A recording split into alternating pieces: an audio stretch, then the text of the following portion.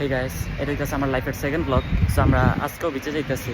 এখন মনে করেন যে প্রায় আপনার 11টা বাজতেছে। আমার সব বন্ধু বান্ধবের কল দিছি অলরেডি, ওরা চলে আসলে মনে করেন আমরা যাওয়ার জন্য প্রস্তুত হব। তো আজকে প্রচুর গরম পড়ছে। তো আমাদের এই গরমে বিচে তো যাইতেই পার, ইতালিতে থাকতে হলে আপনার মনে করেন বিচে না গিয়ে থাকা জীবন এই গরমের মধ্যে। আজকে 30 ডিগ্রি সেলসিয়াস অলরেডি। সো চলেন যাওয়া যাক। আজকে আমরা যাচ্ছি লিদো। সো এখন আমরা অলরেডি ভ্যানিস চলে আসছি।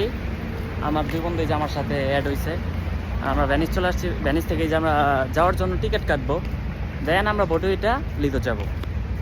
সো লিদো গিয়ে দেখা হচ্ছে। সেই যে সকাল সকাল ভ্যানিসের ভিউ। মামা ভালো কথা, আমার কাছে ঠান্ডা আছে, ঠান্ডা খাবি একটা? ধন্যবাদ মামা। এই যে আমি ব্লগ শুট করতেছি, আমার বন্ধু এই যে আমার ঠান্ডা দিয়ে হেল্প করলো। এরকম বন্ধু থাকলে কোনো প্যারা থাকে না আসলে।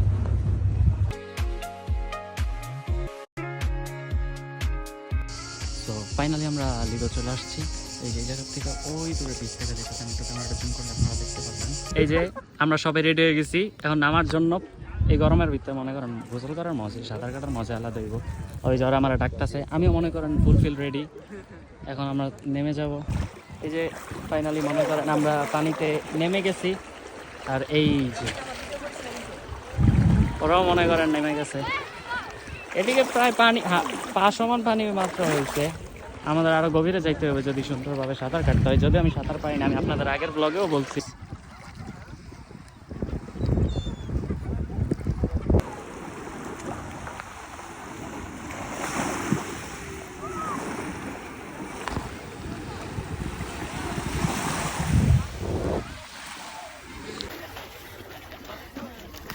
এটা পাঠাতে আল্লাহ হাফিজ।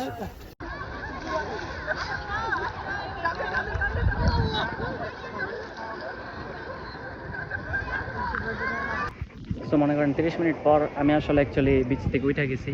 আসলে কি এবারে মনে করেন একটু পানির কালারটা না গ্রিন গ্রিন, তাই আমার ভালো লাগতেছিল না। তো মনে করেন আমি এই মুহূর্তে উঠে গেছি। সো এখন আমি আবার নামবো। এখন আর ব্লগ শ্যুট করবো না, ওদের সাথে গিয়ে এনজয় করবো। সো মোবাইলটা এখন রেখে দিব।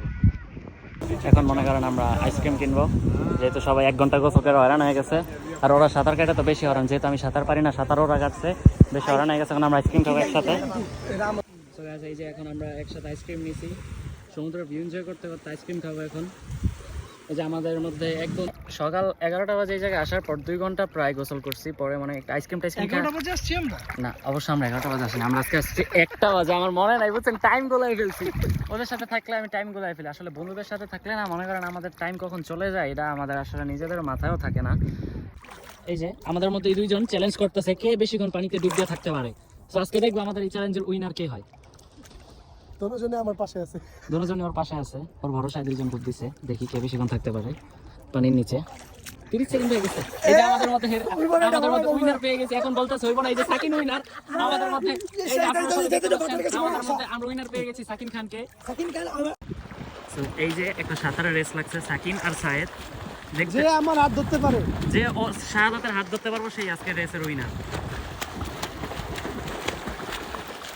আমি আগে সাকিন। এই ফার্স্টে কে হাত ধরছে? সাকিন আমি। আচ্ছা তাহলে সাকিন আমাদের আজকের উইনার।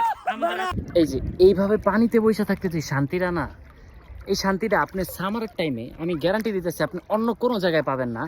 বন্ধু বান্ধবদের নিয়ে সামারে পানিতে বসে থাকতে যে শান্তিটা, ওই যে আমার আরেক বন্ধু চলে আসছে, সেই কাছে আমাদের মধ্যে সবচেয়ে রিচ। তো সে একটু মনে করেন অলওয়েজ টাকা পয়সা নিয়ে বেশি থাকে, সে বড় লোক মানুষ।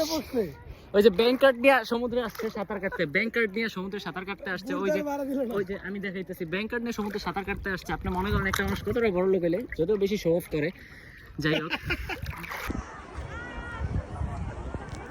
এই পুরোটা সামারে পড়াইলাম।